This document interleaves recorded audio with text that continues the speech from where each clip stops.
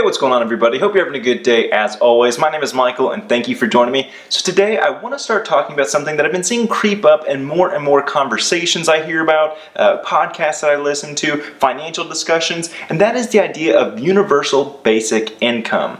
Now, if you've never heard of this before, that's what I want to talk about today, pretty much what it is, why it's being discussed, how I think it could affect my life, your life, and maybe really pretty much for every single person in the US. So that's what I want to talk about today. I do want to mention real quick that a lot of this has been brought on by a book that I just read by Andrew Yang called The War on Normal People. Andrew Yang is actually a potential presidential candidate for the 2020 election, has a lot of ideas, but UBI, or Universal Basic Income, is a core part of his program, and while it's not a concept that he came up with specifically, his book does a good job of explaining what it is. So if you're at all interested in learning more about this subject, because there's no way I can tackle everything in this short little video, definitely check it out at your local library or check it out on Amazon. I'll have a link down below, but again, it's called The War on Normal People by Andrew Yang. So let's just go ahead and get started real quick and address what is universal basic income. It's pretty simple. It is a set amount of income that every single person within a certain age group receives every single month, right? So in Andrew Yang's book, he proposes that every US citizen between 18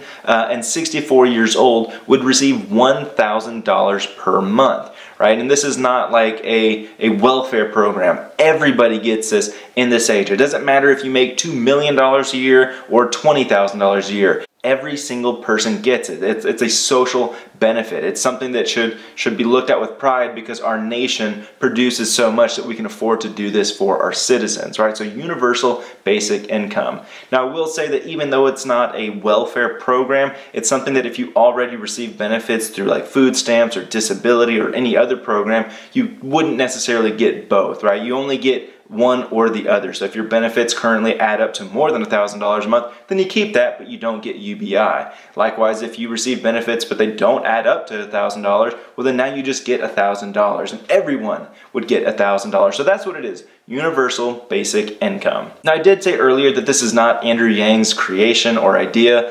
This has been around for a very long time. MLK talked about it, Nixon talked about it, Thomas Paine talked about it. Apparently even in like 1969, this idea actually passed in the House of Representatives but failed in the Senate because the Democrats actually thought that the dollar amount that was supposed to be guaranteed should actually have been higher. So this actually almost came into fruition decades ago. So again, nothing new. In fact, an old idea that's just being brought up again. Now, as to why it's being discussed so much right now, there's a host of issues. Number one, right, let's look at all the jobs that are going away that are not coming back. Between robotics and automation and software efficiency, so many jobs are being lost that aren't coming back, and over time, it's just going to become more and more widespread. In fact, if you want to use me as an example, you know, I used to work at a credit union and I'd worked there for about 8.5 years, and in that time, lots of jobs were lost due to these kind of implementations. Like let's look at ATMs or automated teller machines, right? We had branches that had no tellers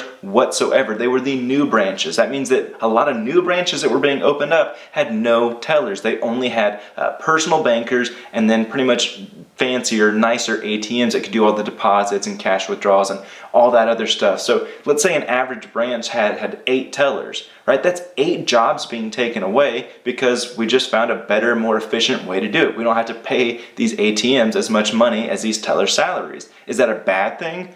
Well, not necessarily, but again, people are losing jobs because of this. Let's look at underwriting, right? Whenever you apply for a loan at big banks, a lot of times you're just gonna find out immediately if you're approved or denied, and that's not because someone's really quick at making a decision. It means that software and algorithms are making these decisions instead of human underwriters, right? So more loan officers and underwriting is going to software as opposed to people. Again, it's not a bad thing, it's just a matter of fact thing, right? So something is gonna need to be done to kind of help assist the transition between this current form of economy that we have now and then the automation economy that we're going to have in the future, right? This can help ease that transition for those that are going to lose jobs. And I want to talk about that more in kind of in other videos, the idea of of losing jobs, and I don't necessarily think it's a bad thing, and that takes some explanation, but either way, that's a big part of this discussion. And the other part of it is that it's just a social benefit that we actually could afford, and it would bring about huge benefits to millions and millions of people. So now I want to start talking about some really basic concept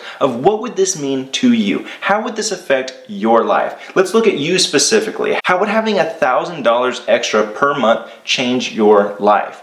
Right? And I would love to know what it actually would do for you, so put down in the comment section what you would use an extra $1,000 a month for. For me personally, I think it would do three things. Number one, the only debt that I have is my mortgage, which is a rental property, and so I would use that $1,000 a month to quickly pay that off as soon as possible. You know, I'm already making extra payments on it, but this would just help expedite that process. So, you know, I can only imagine what it would mean to others who have car loan debt or student loan debt, other mortgages, personal loans, right? If this could help them become debt-free and not have that burden on their shoulders every single month, that would be a huge benefit to them. For those that don't have a savings account, this can help with that. Those who are struggling to put food on their table, this would help with that, right? It's not necessarily, oh, I've got $1,000 extra a month, so now what can I buy, right? There's plenty of those people that are out there that would do that, but that doesn't necessarily mean that you have to do that or I have to do that. This could be a benefit that actually benefits us rather than gets us into deeper and deeper trouble. So either way, that's what I would use it on. Another one that I think would be a huge benefit is literally spending money on food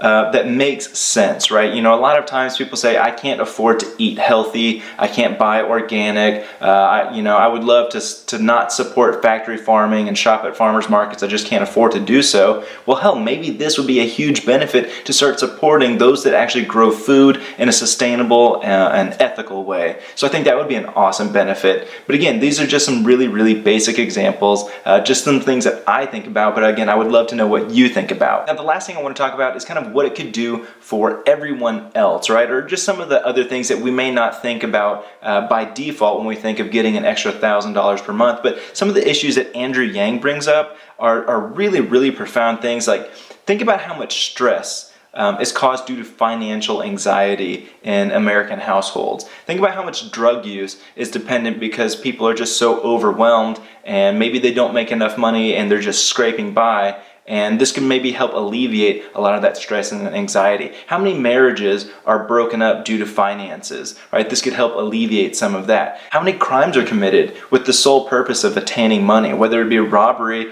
or selling drugs, whatever, you do that to make money. And if this kind of helps eliminate a large portion of that, then how is that not an amazing benefit that has nothing to do with personal finances per se? Imagine, let's say, a single mother with 2 children, right, in high school, right? Once they graduate, if they're still living at home, that's an extra $36,000 a year for that family to sustain themselves, right? So it has profound impacts, not from a consumeristic standpoint, but from an actual life benefit standpoint. I think it would help out in so many unseen situations, and in fact, it might even be able to pay for itself based off all the other kind of intangible social benefits it could have. One criticism that I see all the time is like, if everyone had a universal basic income, wouldn't they just stop working?